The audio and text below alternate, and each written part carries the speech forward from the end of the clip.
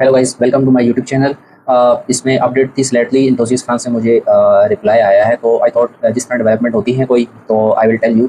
और मैं आपको स्क्रीन में लेके चलता हूँ। ये मैं स्क्रीन शेयर कर लूँ। ओके। ये इन्फोसिस फ्रांस में आपको पहले मैं आपको मेल पे लेके चलता हूँ। उन्होंने मेरी वेरीफाई डॉक्यूमेंट करने के अराउंड 10 डेज़ लगे हैं, और 10 डेज़ लगते हैं। और इस तरीके से मुझे आज ये मेल आई है, your application has been verified. तो वेरीफाइड के बाद ये दूसरी मेल भी उसी टाइम पे उन्होंने की है, और उन्होंने मुझे कहा है फ़ीस पेमेंट करनी है। अब इसकी फ़ीस का बहुत सिंपल है। और एक और स्कॉलरशिप पे भी मैंने पिछले दिनों अप्लाई किया था, हमद बिन खलीफा यूनिवर्सिटी कतर में है, उसकी भी स्कॉलरशिप्स पीएचडी और मास्टर की आई हुई हैं। तो जो फाइनेंस से रिलेटेड है वो तो प्रोग्राम ऑफर कर रहे हैं, Islamic banking and finance master and PhD, उसके लिए स्कॉलरशिप अवेलेबल है। तो उसके लिए आप अप्लाई कर सकते हैं। और उसकी जो फ़ीस है, उसका कम्प्लेक्स है, उसकी मैं आपको अभी आता हूँ। इन्फोसिस फ्रांस का ये 30,000 है, इनका बैंक अकाउंट कराची में है। तो आप सिंपली बैंक ट्रांसफ़र कर सकते हैं। आप बैंक ट्रांसफ़र, आपने आईबीएन नंबर भी दिया हुआ है, अस्करी बैंक में इनका अकाउंट है, अकाउंट नंबर भी दिया हुआ है, और अकाउंट का नाम भी फ्रांस कराची, फ्रांस की अपना अकाउंट है कराची में। तो आप उसको पेमेंट करने का स्लेटली ये है कि आप जब डायरेक्ट बैंक ट्रांसफ़र में करूँगा, तो आपने जब भी बैंक ट्रांसफ़र डायरेक्ट अकाउंट से करना है, तो आपने अपना एप्लीकेशन नंबर नोट्स में लिखना है उसके।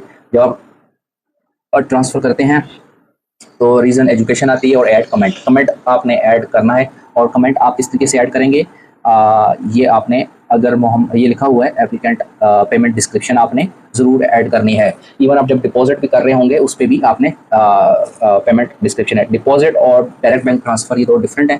तो जब आप डिपॉजिट करवा रहे होंगे, आपने डिपॉजिट स्लिप पे इस बैंक का नाम लिखना है। कैश आप बैंक में देंगे, इसके बैंक में जाएंगे और आप उसको कैश देंगे, और आप बोलेंगे आपकी जो कराची में ब्रांच है इस बंदे की, जो है अलायंस फ्रांस कैश कराची, उस पे आप आप किसी भी एसबी बैंक की ब्रांच में जाएंगे और आप उधर से डिपॉजिट स्लिप लेंगे। और डिपॉजिट स्लिप पे आप ये डिटेल मेंशन करेंगे, और अपना आप नाम लिखेंगे, आप कैश के ज़रिए डिपॉजिट कर रहे हैं, उस पे आप ये लिखेंगे, और 30,000 रुपया ले जाएंगे। और वो आपको क्या करेंगे, वो आपकी डिपॉजिट स्लिप ले लेंगे, और आप उसके बदले एक रिसीट दे देंगे जो उनके कंप्यूटर से जनरेट होगा। ये आपने डिपॉजिट का तरीका है। अभी आ जाते हैं जो डिपॉजिट पे जब आप जा रहे होंगे, उस पे आपने डिस्क्रिप्शन पे ये आपने ज़रूर लिख देना है, अपना अपना EFT खान, जैसे Mohammad Khan is the name, second name आप लिख देंगे, और पीछे EFT। और ये जो है आपका आगे जो आ जाएगा वो आपका जो इन्फोसिस फ्रांस का जो वेबसाइट, जो आपका अकाउंट है, वो मैं आपको उसमें ले चलता हूँ। इसको मैं लॉग आउट कर लेता हूँ। Once you log in to your ये वेबसाइट, तो आपको इस तरीके का पेमेंट का आपको आ जाएगा। This okay, screen is sharing, ठीक है। दिस इज़ द ये आपका ये अकाउंट, ये आपने ये मेंशन करना है, ठीक है, स्लैश के बाद, ठीक है।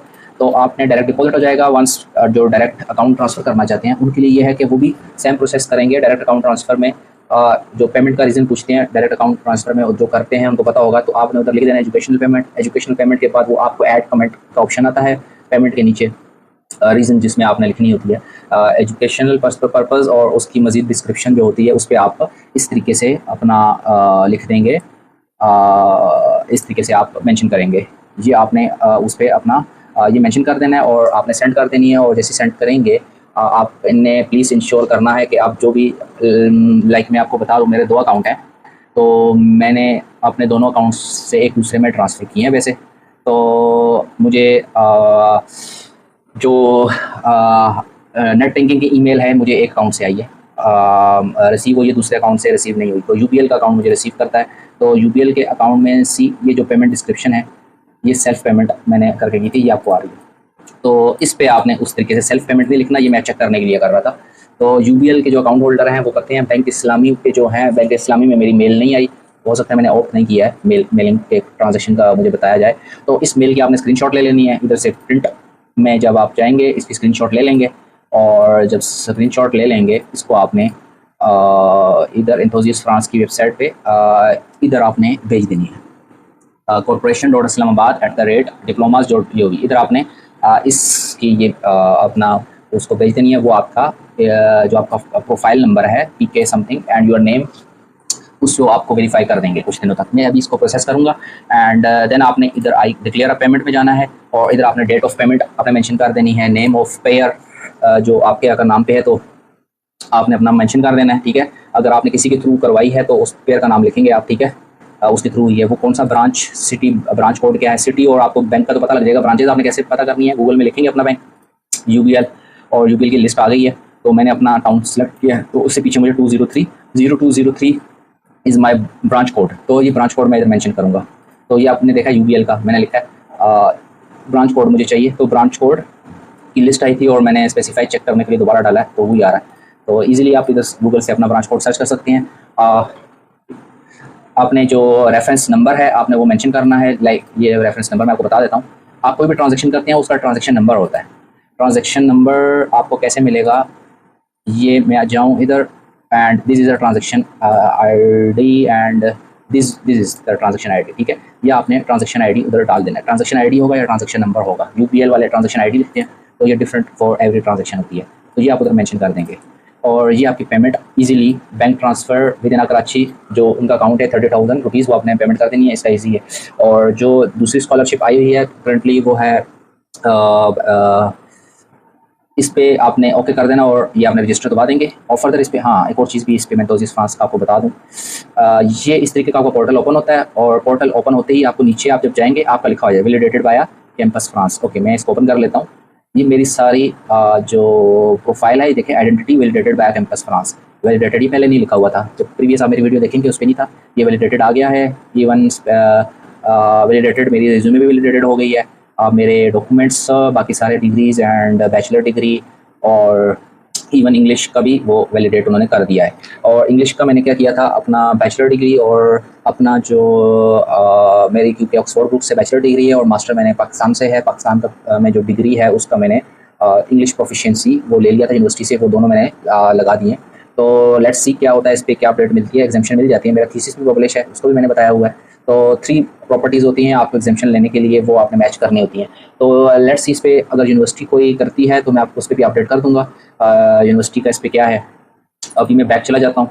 तो इसी तरीके से the file has been viewed by campus France, तो ये मेरा इस तरीके से स्टेटस आ जाता है। पहले मेरा लिखा हुआ था करंटली इन प्रोसेस, तो ये हो गया। जब मैं फीस करूँगा तो फर्दर मुझे इस पे अपडेट मिलेगी। ये देखें एडिशनल इन्फॉर्मेशन, ये मैंने आपको बताया था कि कुछ यूनिवर्सिटी कैंपस फ्रांस में आप जब करते हैं तो वो कहती हैं सेपरेट भी आपको अप्लाई करना होता है, तो additional admission requirement on a university site, तो ये उसके लिए उन्होंने किया हुआ, तो वो मैंने ऑलरेडी अप्लाई किया था। तो उन्होंने देखा आप अक्टूबर में ही आप नवंबर के स्टार्ट में आपने हमें सेंड करने, तो मैं नवंबर के स्टार्ट में उन्हें मेल कर दूँगा, उन्होंने मुझे बता दिया। अब आ जाते हैं कतर का। कतर में जो मास्टर और पीएचडी वाले हैं जो फाइनेंस में करना चाहते हैं, Islamic banking and finance PhD offer कर रहा है और मास्टर भी सिमिलर ऑफर कर रहा है, तो उसकी स्कॉलरशिप आई हुई है। बाकी आपने देख लेना है कि आपके प्रोग्राम की है या नहीं है, उसकी साइड पे जाएंगे और पढ़ेंगे कौन कौन सी स्कॉलरशिप किस किस प्रोग्राम में अवेलेबल है, तो उस पर आपने क्या करना है, अकाउंट बनाना है और अपनी चीज़ें सबमिट करनी है जो जो वो बोलेंगे। उस पर कोई रॉकेट साइंस नहीं है, मैं आपको चला जाता हूँ। इस पर एक कॉम्प्लिकेशन है, वो मैं बता देता हूँ। पिछली वीडियो में भी मैंने सिर्फ कॉम्प्लिकेशंस जो आई थी उनको मेंशन किया था, मैंने आपको साइन अप करना नहीं सिखाया, क्योंकि वो आप अकाउंट आपको वेरियस यूनिवर्सिटीज़ आप खुद साइन अप करेंगे तो आपको डॉक्यूमेंट अपलोड करने हैं, अपनी चीज़ें अपलोड करनी है सिंपली, तो ये चीज़ें तो साइन इन करेंगे। इधर मैं आपको बता देता हूँ, ये कंप्लीटेड है। इस पे कॉम्प्लिकेशन फ़ीस पेमेंट की है और 2 और कॉम्प्लिकेशंस हैं, उसका मैं आपको बता देता हूँ। आपको जब भी प्रोफाइल में आपको बताया जाए कि आप अपनी प्रोफाइल में चीज़ें डालें, तो आपने मेक श्योर करना है उसका एविडेंस आपके पास हो। 2 चीज़ें में आप प्रॉब्लम कर सकते हैं, एक आपका आइल्स का और एक आप जीआरई का, जो 2 इसकी रिक्वायरमेंट है। अभी आइल्स में अगर आपके पास इस किस्म की बैचलर डिग्री अगर आपकी किसी यूरोपियन कंट्री से है जैसे मेरी है, तो आप उसको मेंशन करेंगे, ठीक है। और दूसरा आपने उस पर ये एग्जाम्पशन देते हैं, और इंग्लिश प्रोफिशिएंसी हो वो आप उसकी बेसिस पे कर सकते हैं, और आपका थीसिस पब्लिश हो, ठीक है, उसकी बेसिस पे आप उनको कह सकते हैं। उधर आपके पास ऑप्शन आएगा, जब आप उनको कहेंगे यू हैव अप्रूव, आपने वो उसको येस करेंगे। आइल्स वाले को आपने दिया नहीं है पर आप समझते हैं कि आप एलिजिबल हैं इसकी एग्जाम्पशन के लिए, उसको जब आप येस करेंगे तो आपको डॉक्यूमेंट सबमिट करने के बाद आपको कुछ टाइम बाद 1-2 दिनों बाद सप्लीमेंट्री आइटम एंड डॉक्यूमेंट्स का भी आ जाएगा कि मेल आ जाएगी कि आप अपलोड करें। उस टाइम पे नहीं आएगा, आप सबमिट कर, अब जब आपने सबमिट कर दिया आप रिवर्स में एडिट नहीं कर सकते हैं, तो इसलिए आपने जो इन्फॉर्मेशन मेक श्योर करनी है अप्रोप्रिएट करें, वरना स्टेरिक बना हुआ आ जाएगा। जैसे मेरा ये आइल्स का आ गया था, अब चूँकि मैंने उनको मेंशन किया हुआ था, मेरे पास अदर एविडेंस हैं, तो वो स्टेरिक आ जाता है, तो आपकी एप्लीकेशन पूरी सबमिट नहीं होगी, तो आपको दोबारा से अकाउंट बनाना पड़ेगा और किसी और ईमेल से बनाना पड़ेगा, और उसमें आपको फिर इश्यूज़ आएंगे। तो आपने मेक श्योर करना है जो फर्स्ट टाइम एक्यूरेट, जिस तरीके से मुझे उन्होंने कहा जीआरई आपने दिया हुआ, मैंने कहा नहीं, और उन्होंने कहा आप कब तक देंगे, तो मैंने उनको डेट उधर मेंशन के लिए कैलेंडर आ गया था, तो 24 ऑफ नेक्स्ट मंथ मैंने मेंशन किया था, तो इसलिए मेरा इधर स्टेरिक नहीं था। अगर मैं जीआरई बोल देता मेरे पास है और इधर स्टेरिक आ जाता, और स्टेरिक आ जाता तो मेरी एप्लीकेशन प्रोसेस ना हो रही होती। अब ये है कि मैं GRE 25 तक दूंगा, इन अ मीन टाइम वो मेरी एप्लीकेशन प्रोसेस कर रहे होंगे फॉर फर्दर। तो ये है, और इस पे आप, ये एक चीज़ है जिस पे आप मिस्टेक कर सकते हैं, ये स्टेरिक वाली। और सेकंडली रिकमेंडेशन में इशू आप कर सकते हैं। बाकी चीज़ें मैंने नहीं बताई, वो आप सिंपली आप अपना डिग्री और एक्सपीरियंसेस डालेंगे, चीज़ें डालेंगे, वो इज़ अ चाइल्ड काम है, वो आपने खुद करना है, ठीक है, उसको बताना नहीं है मुझे। जो रिकमेंडेशन का इधर इशू आ रहा है, रिकमेंडेशन का ये भी डायरेक्ट टीचर से ही आपको अप्रूव करवाना है। अब मैंने क्या किया, रिकमेंडेशन आ रहे थे, इधर स्टेटस में आपको व्यू आ जाएगा, एडिट का ऑप्शन आ जाएगा, एडिट में जाएंगे, अपने सुपरवाइजर का ईमेल लिखेंगे यूनिवर्सिटी का, ये उनको मेल जाएगी। लेकिन आपने पहले अपनी यूनिवर्सिटी में जाना है, आपने मेक श्योर करना है सुपरवाइजर उधर मौजूद हो। मैं यूनिवर्सिटी गया था, और जितने मुझे टीचर्स ने पढ़ाया हुआ था, मेरे सुपरवाइजर थे या मेरे सब्जेक्ट टीचर थे या डीन थे, मैंने उनको मेक श्योर किया था वो उस टाइम पे प्रेजेंट हो।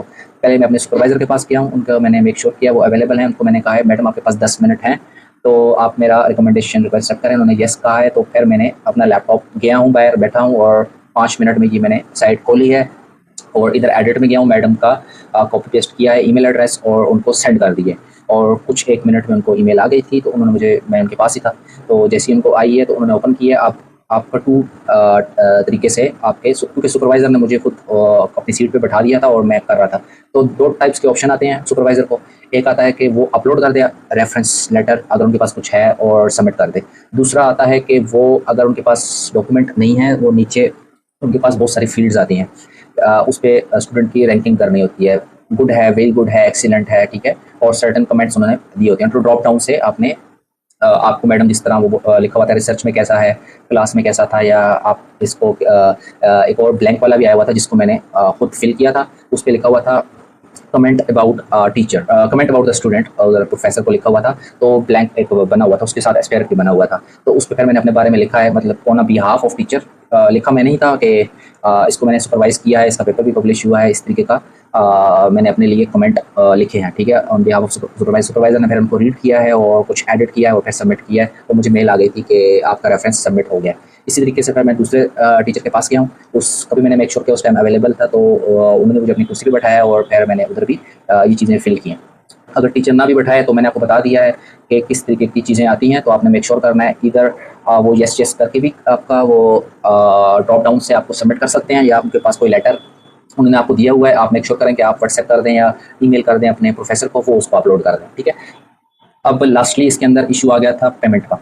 जो एंथुसियास्ट फ्रांस थी उसकी पेमेंट और इसकी पेमेंट में बहुत फ़र्क है। एंथुसियास्ट फ्रांस के जो साइड हैं उसका जो डिफरेंट कंट्रीज़ में उन्होंने अपने बैंक अकाउंट खोले हुए हैं, पाकिस्तान में कराची में है, तो आप जो पेमेंट करनी है रुपीज़ में करनी है, ईजी है। और पर जो इनकी पेमेंट थी वो इशू कर रही थी, मैं आपको बता देता हूँ कैसे।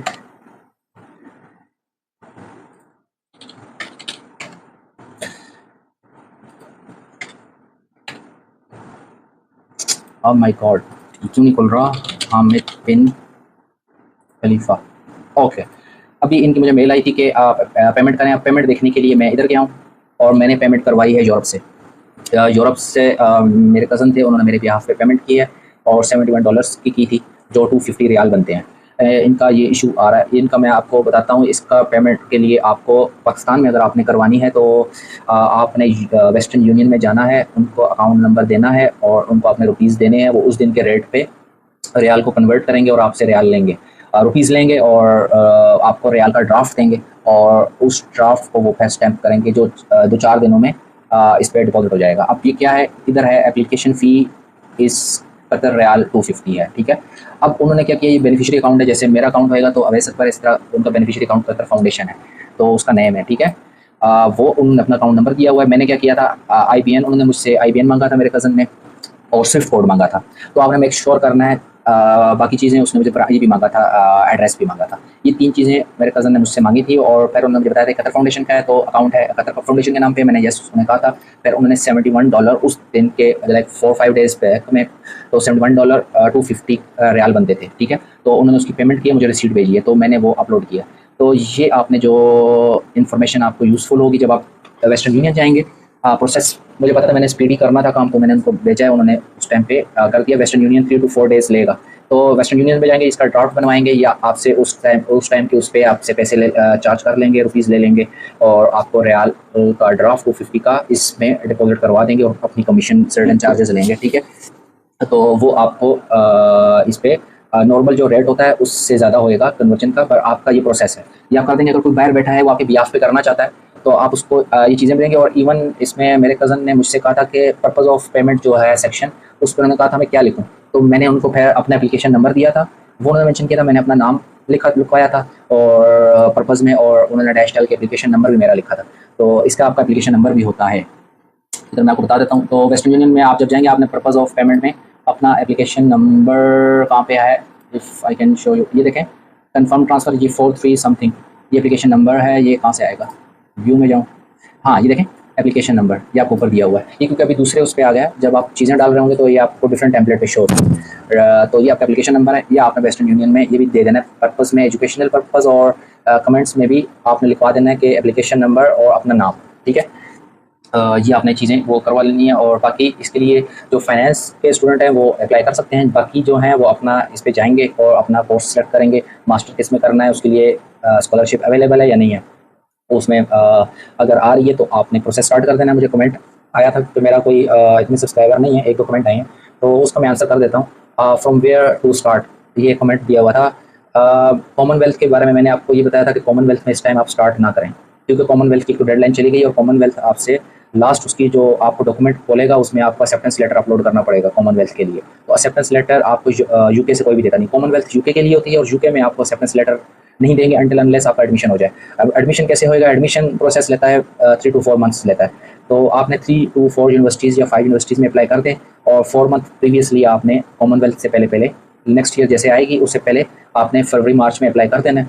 मई जून तक आपको पता लग जाएगा किस यूनिवर्सिटीज़ ने आपको एक्सेप्ट कर लिया है। तो जब यूनिवर्सिटीज़ आपको एक्सेप्ट कर लेती हैं तो आप उसको एक्सटेंड करवा सकते हैं कि मेरा अभी जो डोनर है या जो फंडिंग एजेंसी है उसकी अभी स्कॉलरशिप आएगी, पेंडिंग है, तो वो पोस्टपोन कर देते हैं, ठीक है। तो अभी ये होगा जब एक्सेप्टेंस लेटर आ जाएगा तो आप उधर के जो सुपरवाइज़र आपके होंगे आपके टॉपिक से रिलेटेड, उनको आप अपना एडमिशन लेटर शो करेंगे तो वो आपको एक्सेप्टेंस लेटर दे देंगे। तो वो एक्सेप्टेंस लेटर आपने कॉमनवेल्थ में अपलोड करेंगे तो सबमिट होगी। सबमिट हो जब एक दफ़ा उधर होएगी कॉमनवेल्थ में, तब आप HEC की साइड पे भी सबमिट करेंगे। तो कॉमनवेल्थ वाला मैंने कहा था स्टूडेंट प्रोसेस ना करें। बाकी आप एंथुसियास्ट फ्रांस की डेडलाइन दिसंबर तक है, आप उसमें अभी शुरू कर लें अपना, जो आप जिसमें आप मास्टर करना चाहते हैं, PhD करना चाहते हैं, उसकी प्रोसेसिंग स्टार्ट कर दें। आप अपना प्रोग्राम ढूंढें, एंथुसियास्ट उसकी साइट पे अकाउंट बनाएं, आपको मैंने वेबसाइट का बता दिया था, साइन अप कर लें। जब आप साइन अप करेंगे तो आपको कुछ चीज़ें पता लग जाएंगी, और उधर से यूनिवर्सिटी सेलेक्ट होती है, आप उधर ही सेलेक्ट करेंगे। आपने इंग्लिश कोर्स उठाना है फिल्टर में, और फिल्टर में आप कौन सी यूनिवर्सिटी सेलेक्ट करना चाहते हैं, ठीक है। तो आप जैसे ही उसमें अपना इंग्लिश डालेंगे, आप अपना कोर्स का बताएंगे, आप किस में HR में करना चाहते हैं, फाइनेंस में, उससे रिलेटेड वो यूनिवर्सिटीज़ दे देता है। तो यूनिवर्सिटीज़ जब दे देता है तो आपने सिलेक्शन आपकी उस फिल्टर में आप अपनी यूनिवर्सिटी को उसको सिलेक्ट कर लें, आपने किस यूनिवर्सिटी में जाना है। और मज़ीद आप देखना चाहते हैं तो उस यूनिवर्सिटी की QS रैंकिंग देख लें, या इस तरीके से आपको 3 to 4 यूनिवर्सिटीज़ में आप एक साथ अप्लाई कर सकते हैं, ठीक है। और ये एंथुसियास्ट फ्रांस का था। और बाकी आप जो कतर का है वो आप उसमें यूनिवर्सिटी में जाकर सर्च कर लें, आपके प्रोग्राम के रिलेटेड स्कॉलरशिप मिल रही है नहीं मिल रही। तो ये जैसे मिल रही हो तो आप उसमें अप्लाई करते हैं। अप्लाई करना तो अकाउंट बना के आप कैसे शुरू करना है, जब आप आपको कंप्यूटर पर बैठ के स्टार्ट लेना है, टाइप करना है, सर्च करना है Hamad bin Khalifa university scholarship for 2025 programmes offered, इस तरीके से आपको लिंक मिल जाएगा। और इसी तरीके से आपको दाद स्कॉलरशिप है वो ओपन है, उस पर आप जाके कर सकते हैं, सबमिट चीज़ें करवा सकते हैं। यूरो एक्सेस पे मैंने आपको बताया था, जो PhD के स्टूडेंट हैं वो जाके उधर प्रोसेस है उधर। अब ये चीज़ें मुझे पता कैसे लग रही हैं, इस चीज़ों को आपने सर्च करने के लिए एक बहुत अच्छा ग्रुप है फेसबुक का, उसको मैंने फॉलो किया हुआ है, तो उधर से मुझे पता लगता है कौन सी स्कॉलरशिप आई हुई है और कहाँ कहाँ किस किस कंट्रीज़ में आई हुई है। तो इस पर आप जाएंगे, इधर आप लिखेंगे स्कॉलरशिप नेटवर्क।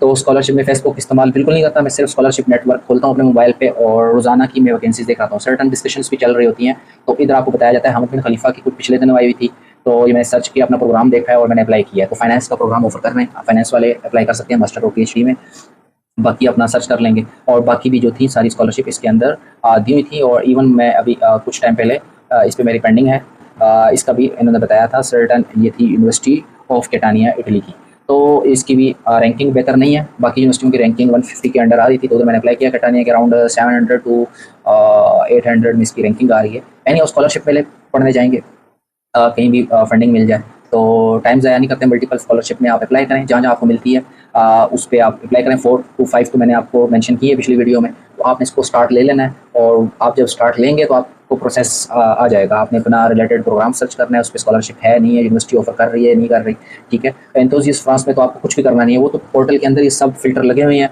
और आपने बस उधर इंग्लिश के प्रोग्राम सेलेक्ट फ़िल्टर लगा देना है, अपना चीज़ें कर देनी है, उधर तो आप अप्लाई करें।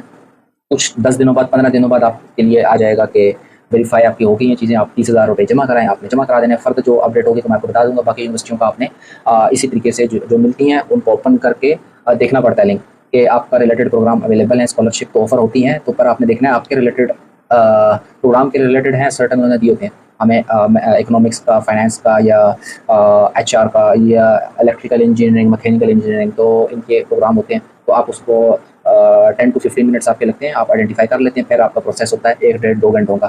तो आपने डॉक्यूमेंट रेडी करने होते हैं, उससे रिलेटेड आपने प्रपोज़ल ये लिखना होता है। इस टाइम तक मैं 2 प्रपोज़ल लिख चुका हूँ।